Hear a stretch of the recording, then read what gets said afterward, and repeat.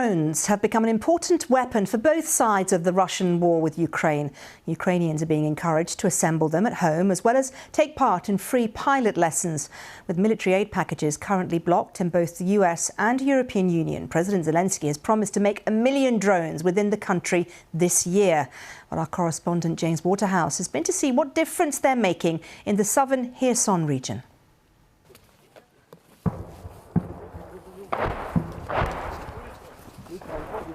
We go to the next entrance to the building.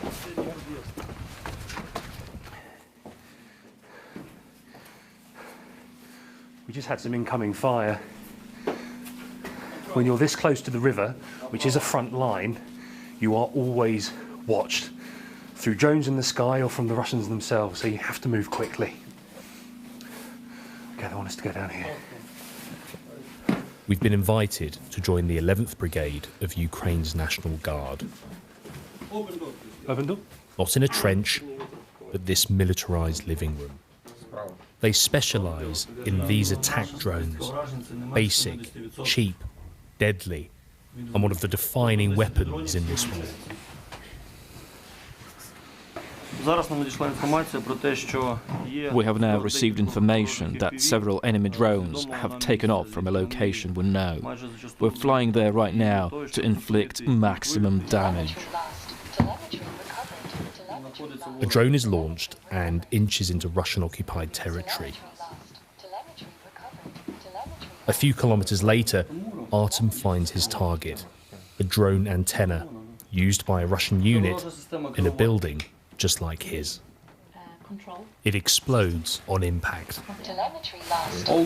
The first times I hit the enemy or their equipment, I was more emotional than I am now. Now this is business as usual. It's work. That's it. This cycle of search and destroy has pushed the Russians back. But they are doing the same here, draining life from Kherson streets. Its much celebrated liberation feels long ago. Many people have since fled. Russia controls the eastern bank. The Dnipro River looks calm, but the invaders are constantly watching and striking. Some Ukrainian troops have crossed upstream, but have yet to make an impact.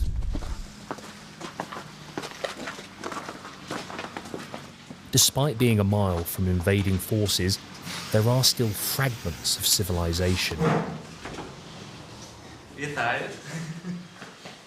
Here, in the form of Alexei. He offers a small oasis of normality. Although understandably, business is quiet these days. Russians attack every day. You never know where exactly the next hit will be. Sometimes shells land near the coffee shop. It's then you notice the bullet hole in his coffee machine. When Alexei's customers leave, they sometimes write messages outside. His reads, "We are invincible." With the Russians still close and not going anywhere, Kherson will be hoping he's right. James Waterhouse, BBC News, Kherson.